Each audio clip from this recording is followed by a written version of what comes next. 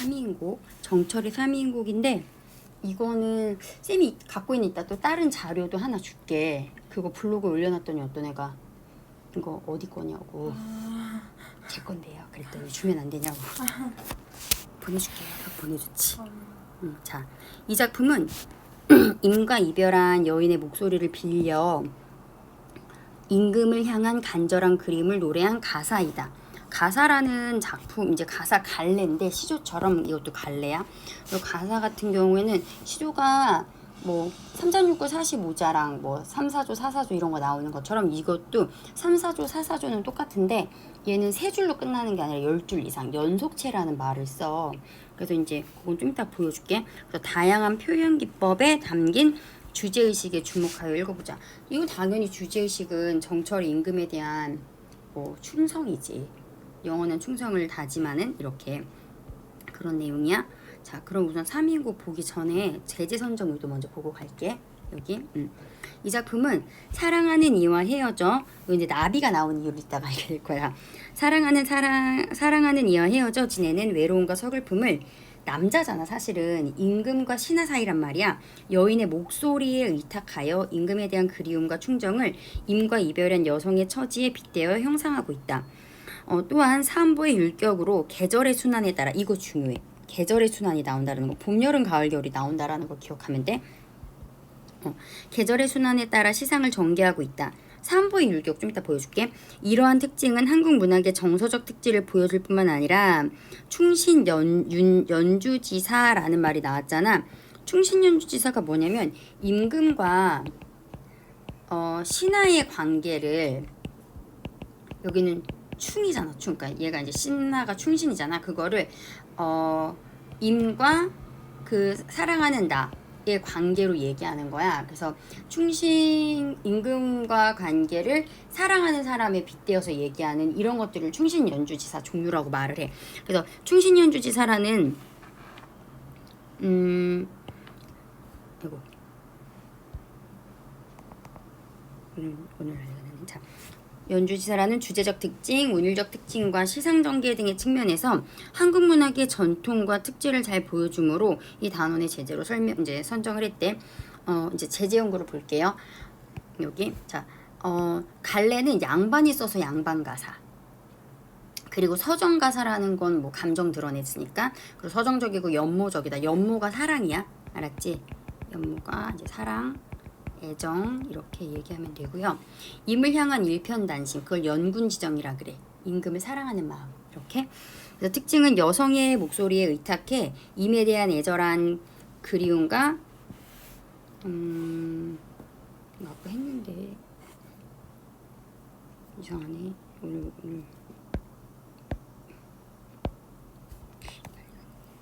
자, 연군지정 이제 여기서 보면은 임에 대한 애절한 그리움과 충정을 절절하게 노래했다.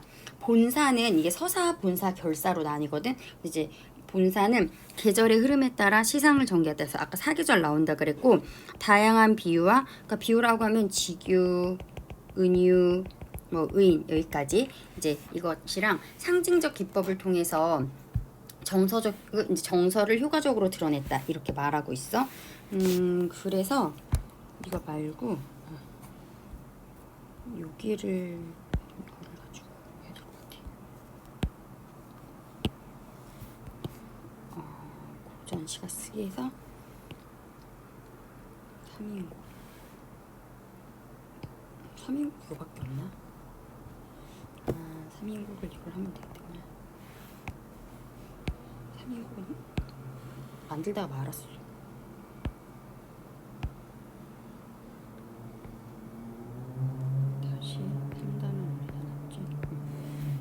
그럼 이제 그냥 볼게요. 이 몸이 삼기실 때 여기서 아까 이거 설명하고 간다 그랬는데 아까 사음보라는 얘기 했었잖아. 사음보라는 건 덩어리가 4개가 이렇게 된다는 거거든. 이렇게 하나, 둘, 셋, 4개로 이루어진다는 거 덩어리가. 그럼 이 몸 생기실제 이물조차 생겼으니 이렇게 한생 연분이며 하늘모를 이리런가 나 하나 젊어 있고 님 하나 날개신 있으면 다 전부 다 하나 둘 셋 넷 이런 식의 박자감을 갖고 있잖아. 이걸 가지고 사음보라고 얘기하는 거야. 됐죠? 사음보. 다 이런 식으로 연결되어 있고 한 행이 사음보로 이루어져 있고 이게 이제 계속 이어진다. 그래서 사음보의 연속체라는 말을 해. 그래서 이제 이 몸이 생겼을 때 이 몸은 나겠지. 화자가 이 몸이다. 생길 때 내가 태어날 때 님을 따라서 생긴 거래. 그러니까 나랑 님은 그러니까 내가 님을 따라서 태어난 거잖아. 그러니까 우리는 뭔가 연결이 되어 있다라는 뜻이야. 한평생의 연분이며 하늘 모를 일이런가 하늘이 우리를 몰라 알아 이렇게 말하는 거야. 서리를 쓰면서 하늘이 모를 일이겠니? 우리를 알지? 그래서 우리는 하늘이 이어준 우리는 천생의 연분이야 라는 말을 하고 있는 거야. 나 하나 젊어있고 나는 그때 젊었고 님 하나 날 계시니 님은 나를 그때 사랑했어. 괴다가 사랑하다라는 뜻이야. 이제 그거야. 님은 날 사랑하니 이거 나 하나 젊었고 님 하나 날 계시니 여기서 됐고 나왔네요.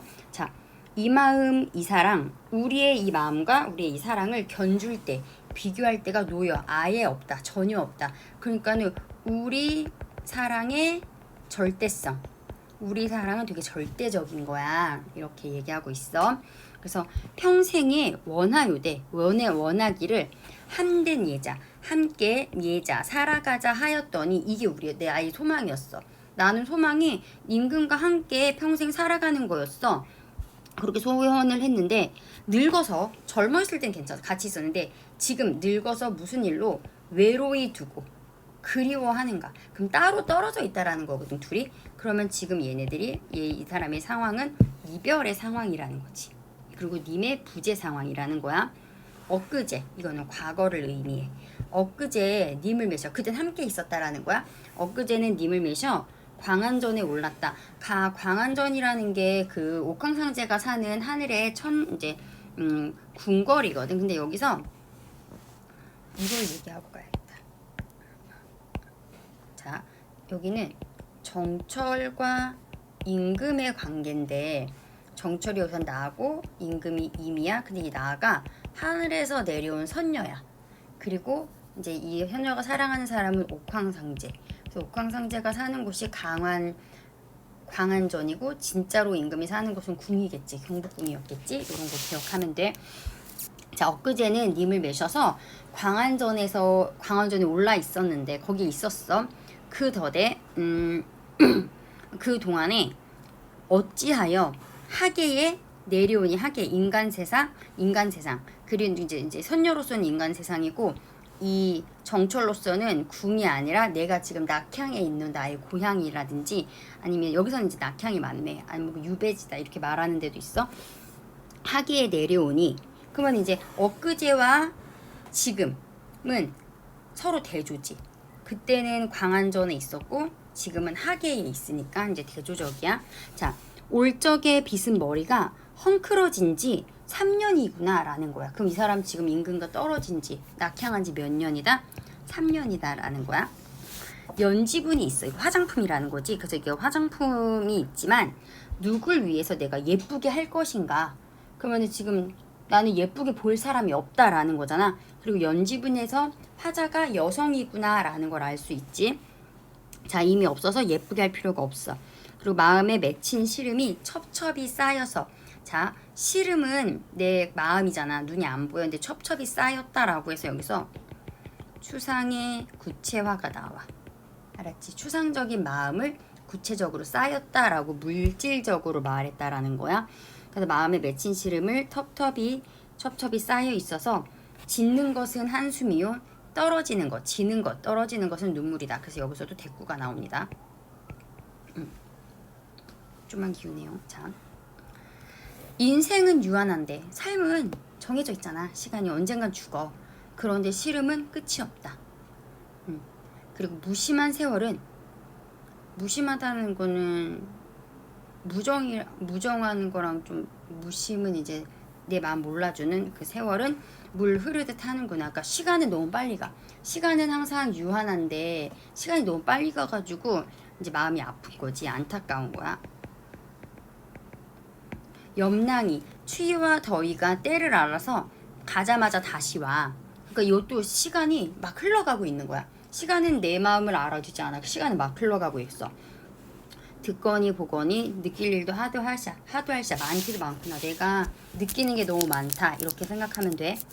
여기까지 서사였어. 잠깐. 이제 서사까지 했어. 이제 이별의 상황을 우리한테 말을 한 거야. 이제 여기서. 자, 그래서 이제 여기서부터 다시 본사가 시작되는데, 본사는 4개로 나뉘어. 봄, 여름, 가을, 겨울이 나올 거야. 그러면 또 이제 여기서 잠깐 뒤로 넘어가면 딱 정리가 되어 있는데, 이게 핵심 판서 자료에 보잖아. 그러면 여기가 되게 잘 돼 있는 게 봄, 여름, 가을, 겨울이 있고 계절감을 드러내는 시어들이 있어. 그치? 계절감을 드러내는 시어가 동풍, 녹음, 서리, 백설이라는 말이 있어. 그럼 얘네가 봄, 여름, 가을, 겨울을 나타내는 거고, 이제 여기서는 사실 화제의 심리가 사랑, 정성, 기원, 염려라고 하는데, 이걸 전부 다 선생님은 그냥 다 그냥 님에 대한 마음이라서 사랑이라고 다 그냥 표현해버렸거든. 그래서 매화, 옷, 청광, 양춘, 얘네는 전부 다 님에 대한 나의 마음이었기 때문에 그냥 사랑 이제 라고 표시해서 정리할게. 그러면 이제 앞으로 가서 보면 밤, 동풍이 건듯 불어. 여기서 이제 나온 거야. 아, 봄 계절감 나오네요. 앞쪽으로. 동풍이 건듯 불어 했을 때, 아, 계절감 봄이네요. 이것은 이제 나오면 돼. 건듯 불어 적설, 쌓인 눈을 헤쳐내니 바람이 불어서 이제 눈들이 이제 흩어졌어. 창밖에 심은 매화, 여기 나와있지. 이 화자에 대한 마음을 상징하는 소재인데, 이거 너네 학교에서 되게 이 교재에서 되게 디테일하게 나왔으니까 이 매화는 님에 대한 화자의 마음을 상징하는데, 그러면 좀 더 구체적으로 어떤 마음이냐. 매화는 사랑이다 라고 할게. 알았지? 매화는 사랑. 창밖에 심은 매화 2-3가지 피어 있구나. 가뜩이나 냉담한데 추운데 암향, 그 이렇게 뭐 갑자기 생각이 안 나. 이게 암향이 갑자기 이렇게 쫙 퍼지는 향기 정도로 생각하면 돼. 그윽한 향기. 그윽한 향기는 무슨 일이냐? 그러니까는 아무리 추워도 향기가 멈추지 않는 것처럼 내 임에 대한 나의 충성심도 변하지 않는다라고 생각하면 돼. 알았지? 황혼의 저녁이 됐어. 달이 나를 따라서 벽에 맡을 비추니, 그러니까 달이 따라서 여기다 빛을 비춰주니까 이 사람이 달을 보고 임금처럼 생각하는 거야. 느끼는 듯 반기는 듯 님이신가 아니신가, 뭐가? 달이 라고 말함으로써 아, 달을 님처럼 생각하는구나 라고 생각하면 돼. 저 매화를 꺾어내요.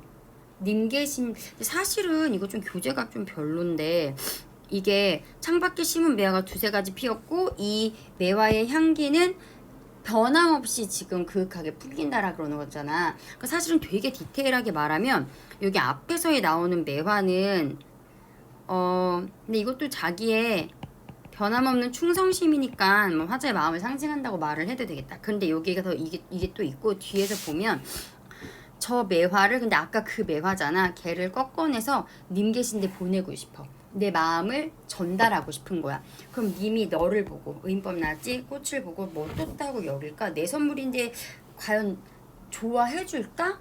라고 해. 그래서 이건 다른 교재에서는 내가 보내면 당연히 좋아하겠지? 이런 자신감이 아니라 내가 이거 보내고 싶은데 님이 이걸 보고 어떻게 생각할까? 라는 마음이잖아. 약간 자신감이 없잖아. 이거 거기 어떤 다른 교재에서는 의구심이라는 말을 써. 이제 의구심. 과연 나를 아직도 생각할까? 이런 마음. 그래서 이제 이렇게 본사에서 첫 번째 봄 정리했고요. 이제 두 번째 걸 볼게. 꽃지고 새잎난이 녹음이 깔렸는데, 아까 녹음, 여름이구나. 이거 기억하면 되겠지? 녹음이 깔려있는데, 그러니까 온 세상이 초록초록하다라는 거지. 녹음이 깔렸는데 나위는 적막하고 수막이 비어있다. 이게 나위랑 수막이 다 막 그렇게 외울 필요는 없는데, 그 여자 방에 막 이렇게 지금으로 치면 뭐 커튼이나 이런 거 되게 예쁘게 해놓은 거 있잖아. 그런 거 생각하면 되거든. 그러니까 나위는 여인의 방에 둘러친 비단 휘장, 수막은 술을 놓은 비단 휘장. 약간 그 캐노피 같은 느낌? 어떤 느낌인지 알겠지? 그렇게 예쁘게 꾸며놓은 거야. 나위는 적막하고 수막이 비어있다. 그 여자의 방이, 내가 혼자 지내는 방이 굉장히, 여기서 그러니까 중요한 건 뭐냐면 적막하고 비어있다라는 말에서 외롭고 쓸쓸함을 드러내면 돼. 알았지? 적막하고 비어있다 해서 외롭다 그리고 쓸쓸하다 이 감정이 드러나면 돼. 그 여자 방이다. 그러니까 이 여자가 있는 방이 이 화자가 있는 곳이 이렇게 이미 없기 때문에 쓸쓸한 곳이다. 이렇게 생각하면 되고 부용을 걷어놓고 공작을 둘러두니 마찬가지야. 부용과 공작도 이제 이 방에 있는 인테리어인데 부용은 부용꽃을 수놓은 비단위장 그리고 뭐 공작은 공작을 수놓은 병풍이래. 걔네들을 둘러놨는데 가뜩 이제 시름이 한데 시름이 많은데 날은 왜 이렇게 길어? 여름이라서 낮이 긴 거야. 그러면 낮이 길면 우리가 깨어있는 시간이 많잖아. 그러면 어때? 님 생각이 계속 나겠지. 님 생각이 너무 많이 난다라는 거고 원앙금을 버여놓고 원앙을 수놓은 비단을 잘라놓고 마름질했어. 오색선을 5가지 색의 예쁜 실을 풀어서 자로 이제 옷을 재단을 하는데 이 사람은 금자로 옷을 재단해서 님의 옷을 지어내니 그럼 이것도 옷에 님의 옷이라는 게 갑자기 님의 옷은 정성, 님에 대한 나의 사랑과 정성 이렇게 얘기하면 돼. 이제 옷을 지어내니 네. 계속 늦어? 모르겠어. 완전 끝. 연락하자. 아, 안녕히 계세요. 님의 옷을 지어내니 추품, 솜씨는 물론이거니와 엄마한테. 솜씨도 있고 옷의 품격도 있다. 여기까지 할게. 전화 받아. 여기가 다시 이제 보면 여름에서는 옷을 지었어. 이제 기억나죠? 옷을 지었는데 옷을 굉장히 정성스럽게 지은 거야. 그래서 이제 원앙이 새겨져 있는 이제 그런 비단을 잘라서 옷에게 실을 풀어서 금자로 옷을 재고 님의 옷을 만들어내니 수품, 솜씨도 있고 그리고 쟤도 옷이 약간 품격도 갖고 있대. 옷을 되게 잘 만들었다는 거. 그러니까 이런 예쁜 옷을 누가 만들었지? 자기 자신이 만들었잖아. 그러니까 자화자찬다. 되게 잘 만들었어. 이렇게 말하고 있는 거야. 그래서 이제 옷을 만들었으니까 선물을 보낼 거잖아. 그러면 이제 우리가 퀵을 부르든지 택배를 붙여야 돼. 그러면 이제 여기서 마찬가지야. 그런데 그냥 보내는 게 아니라 산호수 지게 위에다가 굉장히 고급 지게지. 거기다가 백옥함, 옥으로 만든 함에다가 상자에다가 담아서 님에게 보내려고 님 계신 데를 바라보니 산과 구름 때문이 산인가 구름인가 아주 험하기도 험하구나. 그럼 걔네 때문에 가려서 님을 못 보는 거거든. 그래서 산과 구름은 간신을 상징해. 임금과 나 사이를 가로막는 간신, 방해물이라고 할 수 있지. 그래서 이제 천리 만리길을 이렇게 험한데 누가 찾아갈꼬라고 말하는 거지. 근데 사실 우리나라에서는 우리나라 어딜 가도 팔도강산 다 해도 천리가 안 나오거든. 근데 이제 천리만리길이라고 말하는 거는 그만큼 심리적 거리감이 엄청 멀게 느껴진다라는 말이야. 천리만리길을 누가 찾아갈꼬. 그런데 또 아까 말한 것처럼 매화를 보낸다고 했는데 님이 너를 보고 어떻다 여기실고 여기서도 우리가 의구심이 든다 그랬잖아. 과연 좋아할까? 여기서 마찬가지.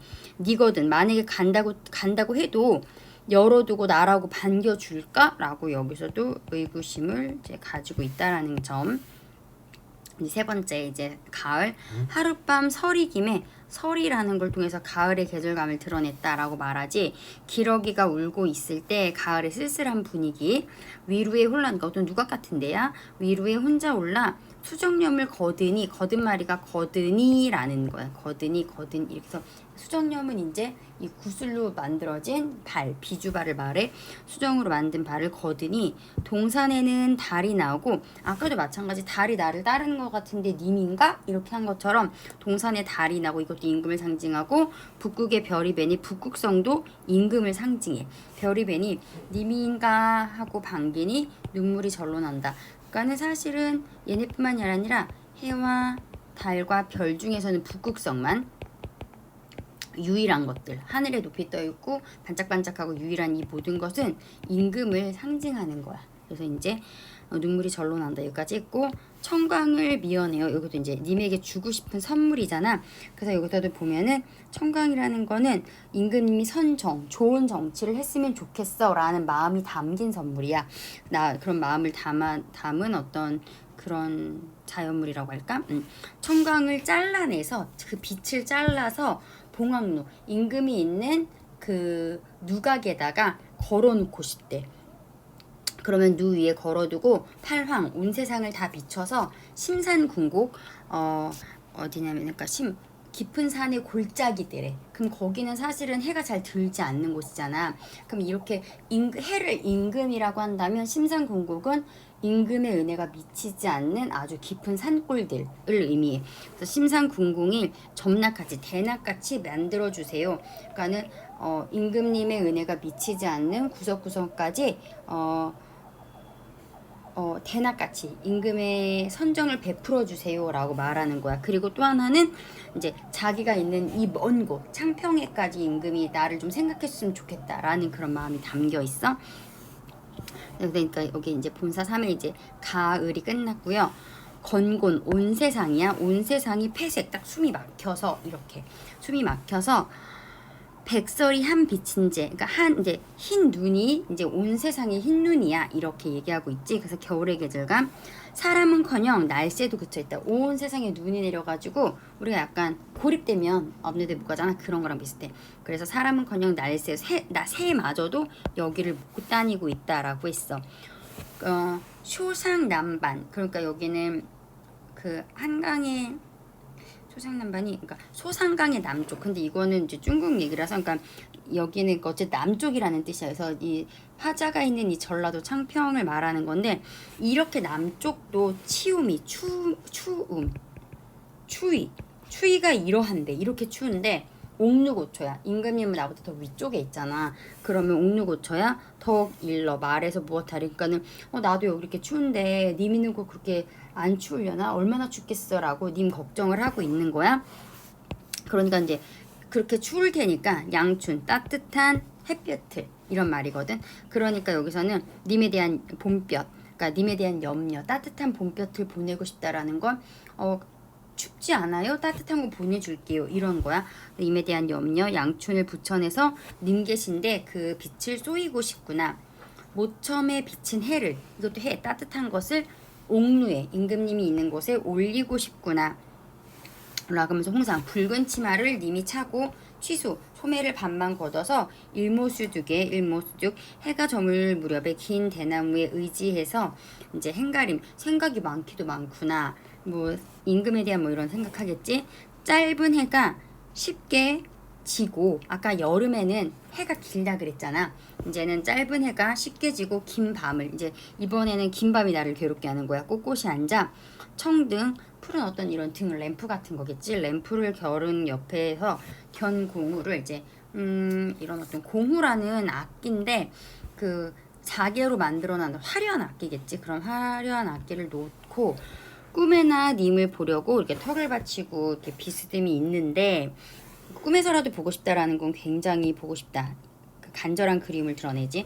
턱을 받치고 비겨 있으니 앙금 그러니까 원앙이 새겨져 있는 이부자리를 말하는 거거든. 이부자리가 누가 있어야지 따뜻한 온기가 느껴지는데 내가 혼자 있으니까 그 이불도 차갑구나. 이 밤은 언제 셀고 혼자 있으니까 이제 이렇게 얘기를 하는 거야.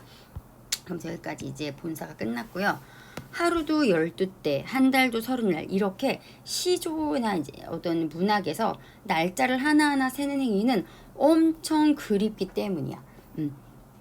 그래서 그리움과 이제 어떤 내 고통을 드러내지. 하루도 12때, 한 달도 30날 적은더다. 잠깐이라도 생각하지 말아야겠어. 이 시름을 잊자라고 하는데 나도 이제 잊고 싶어. 그런데 마음에 맺혀 있고 골수에 이제 깨쳤으니 골수에까지 이게 이제 사무쳐 있으니 편작이라는 건 우리나라에서는 명의 하면은 허준이라는 명의를 생각하는 거잖아. 그러니까 중국의 명의 그럼 편작이 10명이 온다고 한들 나의 이 병을 어찌할 것인가.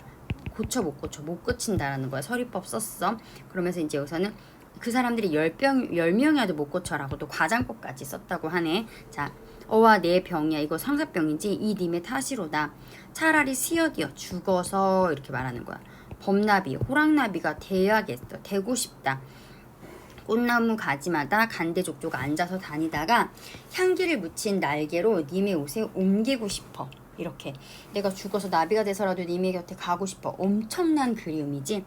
이렇게 말해 이렇게 올물이라 님이 나인 줄을 모르더라도 나는 내 님을 따르려 한다라고 일편단심을 드러내면서 끝냈는데 맨 마지막에 요거를 한번 보면은 이 나비라는 거 화자의 분신이라는 거 그래서 내가 화자가 죽어서라도 이제 돼가지고 님에게 가고 싶다라는 거 그리고 님이야 나인 줄 모르셔도 내 님 도치려 하노라 그래서 여기는 3 하나 둘 셋 넷 다여 7 7 5 3이 나는데 그래도 아마 이거 전격가사라고 그냥 할 거예요. 왜냐면은 3 5 4 3으로 끝나면 전격가사라고 하는데 이걸 뭐 파격이다 이렇게는 얘기를 안 하더라고. 그 얘기 그냥 안 하면 그냥 넘어가면 돼.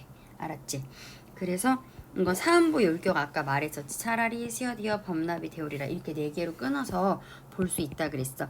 이렇게 대체로 3, 4음절 정도를 하나로 끊어서 읽는 마디로 삼아 한행을 이건 이제 중요한 건 4마디로 끊어 읽었다. 4음보의 율격을 쓰고 있다. 근데 한 음보당 3글자에서 4글자 쓰고 있다. 그래서 3, 4조라는 말 쓴다라는 거지. 3, 4음절 정조라는 게 3, 4조 또는 4, 4조 이렇게 말하고 있어. 그래서 사음보는 삼음보와 함께 우리 시가의 대표적인 율격으로 사음보 율격이 사용되는 시가 갈래로는 시조와 가사가 있다. 삼음보는 고려가요가 있어. 자, 그리고 충신연주지사는 작가 정철이 관직에서 물러나 고향인 창평에서 은거할 때 지은 작품으로 이것은 이제 이 작품이 이제 임금을 향한 간절한 그리움을 임과 이별한 여인의 목소리 화자를 이별한 여인으로 지금 이제 둔 거잖아. 이거 자체가 이제 고려 때 정서가 지은 정과정에서 시작됐어. 충신 연주지사의 첫 작품이 정과정이라는 거야. 정과정곡. 충성스러운 신하가 임금을 사모하는 노래의 전통을 이어받은 작품이라서 충신 연주지사이다. 이런 거 얘기했고 그러면은 아까 173쪽에서 안 보고 지나간 거 있어. 표현상의 특징. 이건 앞으로 좀만 넘겨야 돼. 앞으로. 한 번 더 됐어. 자, 그래서 이제 여성 화자의 목소리를 썼다라는 거야. 여성 화자의 목소리를 빌려 노래함으로써 왜 그랬냐? 그럼 이별을 드러내게 여자가 더 애절하다라고 생각했다라는 거 예전에는. 그래서 화자의 애절한 마음을 보다 절실하게 전달했고 계절의 흐름에 따른 시상 전개, 봄, 여름, 가을, 겨울이 나오죠. 4계절로 나누어 시상을 전개함으로써 계절 변화에 따른 영군의 정을 절묘하게 잘 표현했고 다양한 표현 기법, 비유, 상징 아까 나오면서 뭐 얘기했었지 아까 너에서 여기서 나왔나? 그래서 비유 같은 게 나왔다는 거 처자줘야지 여기서 확실하게 딱 안 나왔는데 이건 학습 활동으로 보자. 좀 자세하게 나올 것 같아. 알았지? 그래서 이렇게 넘기고 이런 것들이 있었다라는 거고 176쪽에 보면은 서사, 본사, 결사로 나뉘고 본사는 봄, 여름, 가을, 겨울로 나뉘어서 봄에는 매화, 나의 사랑, 여름에는 옷, 나의 정성, 가을에는 청광, 이미 선정을 베풀어줬으면 좋겠어. 그 선정이 나한테까지도 미쳤으면 좋겠어. 그 양추는 이미 추울 것을 염려, 걱정하는 것. 그래서 이거는 사음보, 이거 이번엔 이제 표시 얘기하는 거는 사음보 율격 찾으라는 거야. 차라리 시어디어 범납이 되오리라. 꽃나무 가지마다 간대족족 아니다가 향무든 날개로 님의 옷에 올물이라. 님이야 날인 줄 모르셔도 내 님 조치려 하노라. 이거는 그래서 전체 이거는 한 줄마다 한 행마다 4개로 끊어 읽어서 사음보고 한 음보당 이제 3글자, 4글자, 3글자, 4글자 이런 3, 4조나 4, 4조의 율격을 가지고 있다라는 것. 그래서 사음보 율격이 사용되는 것은 이 시조와 이제 가사와 시조가 있다라는 거예요. 뒤로 넘어가면 충신연주시사 또 얘기 나오지. 충성스러운 신하가 뒷장 여기 충성스러운 신하가 임금을 사모하는 노래로 분류되는 작품들. 그래서 고려 때 정서가 지은 정과종곡에서는 이제 정과종곡으로부터 시작됐어. 그래서 님에게 버림받아 자나깨나 님을 그리워하는 여인의 노래라는 형식을 띄었는데 3인곡도 그 중에 하나. 그래서 3인곡은 정철이 과열된 붕당 정치로 인해 중앙 정기에서 물러나 전라도 창평에 머물던 상황이 지은 것으로 후대의 김춘택의 별3위인곡을 비롯한 여러 작품이 이 노래를 모방해서 약간 패러디 되듯이 이렇게 나온 작품들도 있다라는 것. 그리고 이제 여기서는 그러면은 이게 충신 연주지사인 어떤 근거를 찾아보라 그랬는데 머리가 헝클어진 지 3년이다. 연지분이 있다. 라는 것을 통해서 이 사람이 여자 화자구나라는 거 알 수 있고, 아까 무슨 홍상이라는 붉은 치마라는 단어에서도 알 수 있고, 이런 거 하면 되겠고, 그리고 니은에서 보면 중앙정계에서 물려나 이제 고향에 머물렀다라는 것은 엊그제의 님을 묘사. 예전에는 님과 함께 이제 궁에 함께 있었는데 지금 나는 하계, 우리 이제 고향으로 내려와 있다라는 말을 하고 있다라는 거야. 그래서 문학사적 가치는 여기 한 번만 보면 아마 여기서는 우리 말을 많이 썼다는 거, 고유어를 많이 썼다는 말을 할 거야 아마. 지금 우리나라, 이건 김만중이 이제 말을 한 건데, 지금 우리나라의 시문은 자기 말을 버리고 다른 나라의 말 한자를 흉내내어 쓴 것이니 설령 아주 비슷하다 하더라도 앵무새가 사람의 말을 흉내내는 것에 지나지 않는다. 나무하는 아이들이나 물기는 아낙네들이 서로 화답하며 노래하는 것이 비록 천하다고 또 속되다고 할지라도 그 참과 거짓을 따진다면 공부하는 선비들의 이른바 시부라고 하는 것은 한자라는 거지. 한자로 쓴 것은 그런 것과 비교되지 않는다. 진짜 참은 우리말로 하는 것이다. 이거다. 게다가 이 세 편의 노래, 관동별곡, 삼인곡, 송민곡은 하늘로부터 받은 본성이 담겨 있으면서도 천박함은 없다라고 하면서 하늘 얘기를 해서 이제 하늘로부터 받은 본성을 드러냈어라는 거는 우리 것이 이렇게 대단해라고 말하고 싶어서 이런 권위를 빌려서 말하는 거거든. 그래서 우리 민족 고유의 정서가 이제 되게 대단하다라고 말하고 싶은 거지. 그래서 이제 우리 말을 되게 많이 썼다. 이 작품 뛰어난 우리말 사용이 돋보인다. 이 말이 제일 중요한 말이야. 우리가 이제 이거 공부할 때 뛰어난 우리말 사용을 했다. 고유어를 많이 사용했다. 라고 이제 말하는 부분들.